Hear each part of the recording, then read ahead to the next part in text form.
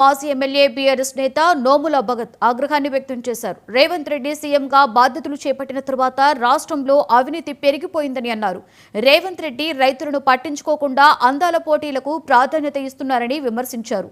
ముఖ్యమంత్రి అయిన తరువాత కేసీఆర్ ఆనవాళ్లను తుడిపేస్తారని రేవంత్ రెడ్డి చెప్పినప్పటికీ కేసీఆర్ నిర్మించిన బుద్ధవనం, యాదాద్రి, సెక్రటరియట్ వంటి కట్టడాలు నేడు ప్రపంచ సుందరీమణులకు ప్రత్యేక ఆకర్షణగా నిలవడాన్ని ఆయన జీర్ణించుకోలేకపోతున్నారని ఎద్దేవా చేశారు.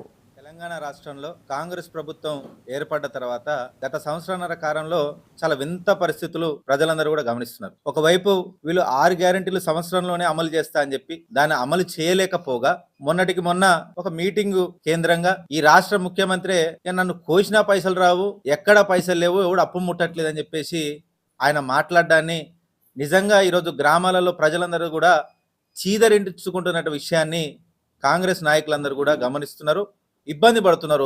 మా ముఖ్యమంత్రి ఇట్లా మాట్లాడకుండా ఉండాల్సిందని వాళ్ళు కూడా ఏం చేయాలో పాలుపోక ఇబ్బందులు పడుతున్నారు. ఒకవైపు ప్రజలేమో చాలా భయానికి లోనవుతారు. ఒకవైపు వీళ్ళు సంక్షేమ పథకాలు అమలు చేస్తూనే ఒకవైపు పైసలు లేవంటున్నారు. మరి నిండా మేము మొదలు పెట్టిన తర్వాత ఒకవైపు గృహాలకు సంబంధించి వాళ్ళు ప్రవేశపెట్టేటువంటి ఈ ఇందిరమ్మ ఇళ్ల పథకం కావచ్చు, ఇవన్నీ ఏ విధంగా మొదలు పెట్టాలి, అప్పులు తీసుకొచ్చి చేసిన తర్వాత అసలు వీళ్ళు తిరిగి మాకు పైసలు ఇస్తారా లేదన్న అయోమయంలో ఈరోజు పెద్ద ఎత్తున ఈ తెలంగాణ ప్రజలు ఉన్న సంగతి కాంగ్రెస్ నాయకులకు తెలియజేస్తూనే ఇవన్నీ ఒకవైపు జరుగుతుంటే ఏం తెలియనట్టు, మాకు అసలు సంబంధమే లేనట్టు నిజంగా ఒకవైపు ఊసరి వెళ్ళి కూడా సిగ్గుపడుతుంది రేవంత్ రెడ్డిని చూసి. ఆయన అనే మాటలకు, ఆయన చేసే చాష్టలకు ఏమాత్రం పొందడం లేదు. పైసలు లేవంటాడు.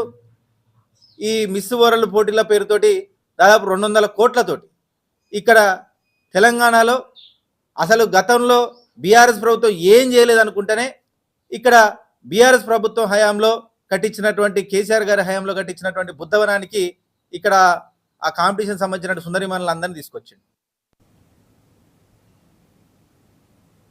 మేడ్చల్ జిల్లా శామీర్పేట మండలం